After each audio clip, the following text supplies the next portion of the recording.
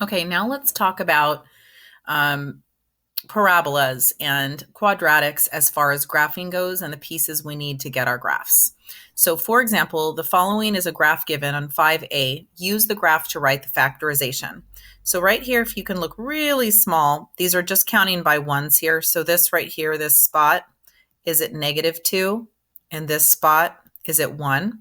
So what we call those when we're touching the graph there at x equals -2 and 1, those are the zeros of the graph because it's where x equals -2 when y equals 0. We also could write this in coordinate form as -2, 0 and 1, 0, and that's called an x-intercept. So if my zeros are -2 and 1, what are my factors? Remember that factors, before we solve them, have the opposite signs. So an x equals -2 solution or root or 0 is going to give me an x plus 2 factor. And a +1, 0 is going to be an x minus 1 factor. Here is the factorization for that graph. So what we remember is that it's the opposite sign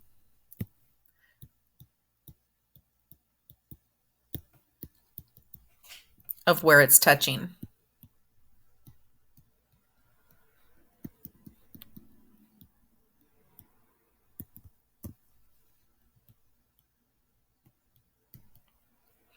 The factors have the opposite sign of where it's actually touching on the graph. Okay, now given something in standard form,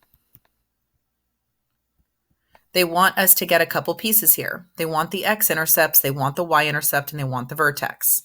So x-intercepts, we're always going to hope that evil plan number 1 works.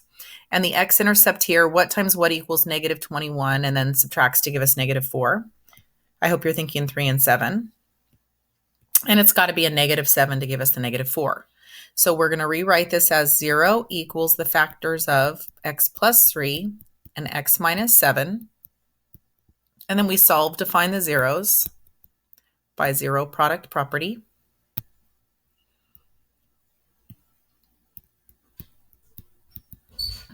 And I get that x is equal to -3 and that x is equal to +7.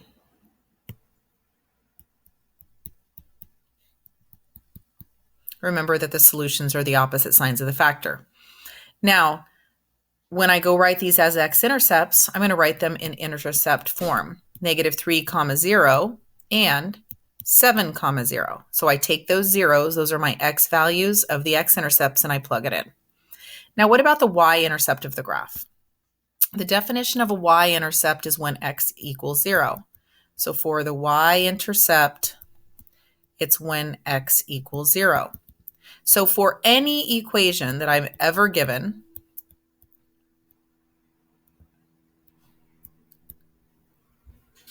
I could just find the y-intercept by plugging in 0. So let's go ahead and test this out. Let's plug in 0 and see what we get for the y-intercept. And then maybe you'll notice a pattern. So I'm plugging in 0 squared minus 4 times 0 minus 21. But you're going to notice that 0 squared is just 0. 4 times 0 is just 0. In fact, both front parts completely zero out, leaving us with just the constant at the back. In a quadratic in standard form, that's going to keep happening. The front is going to zero out, leaving you the constant. So people started noticing that the y-intercept of a quadratic is just the c value of standard form.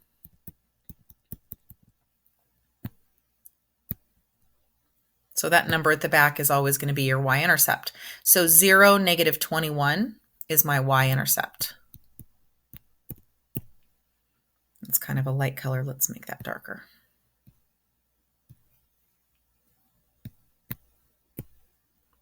All right, vertex. How do we get a vertex?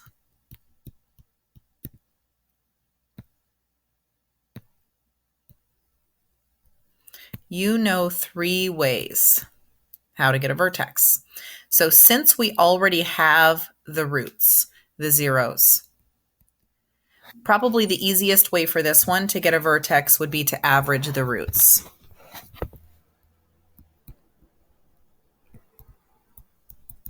So how do I take an average? I add the two things together, 7 plus -3, and divide by 2. And that gives me 4 over 2, or just 2. That means that the vertex has an x value of 2. Now I need the y value when x is 2. So I'm going to go down here and plug in for the vertex. So I take y equals 2 squared minus 4 times 2 minus 21, exponent first, multiply next, and I get -25. So we now know that the vertex is at 2, -25.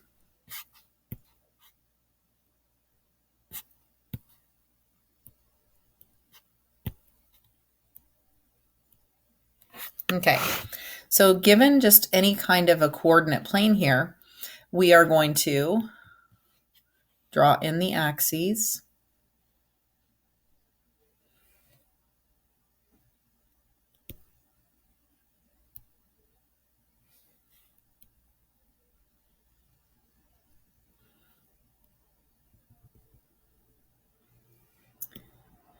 And then let's go put those dots on a graph. So I've got the two x-intercepts at -3 and 7. Sorry, that's just a little bit too thick. Hang on. Too thick. Let's change it.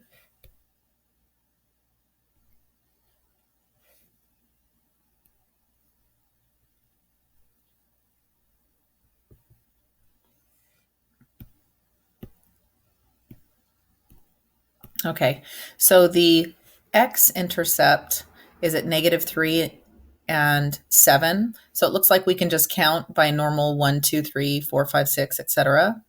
But on the y-axis, I think we're going to want to scale differently.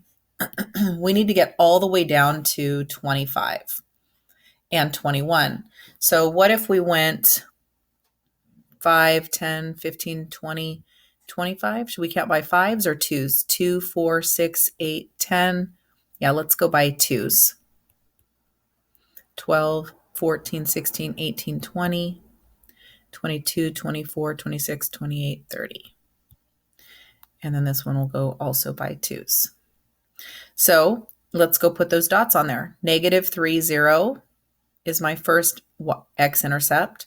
7, 0 is my second x-intercept.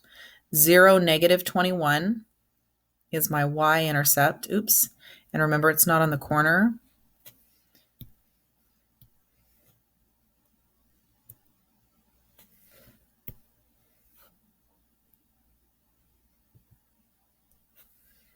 Because we counted by twos.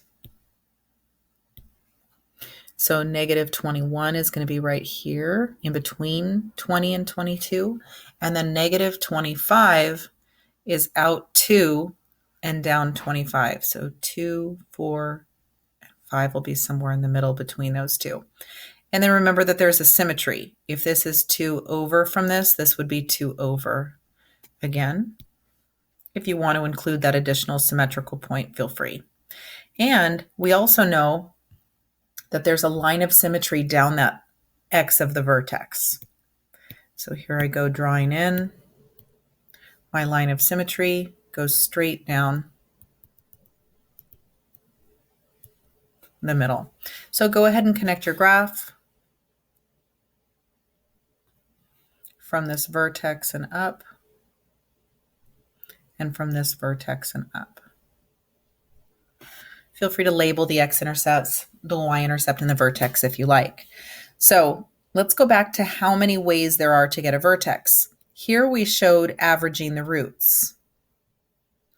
We could also do vertex form of a parabola by completing the square. And that would give us our vertex. You guys know that. And we also can use baby vertex formula. Baby vertex formula is the front of our quadratic. And after it gives you the x value for the vertex, you would just plug in to get the y.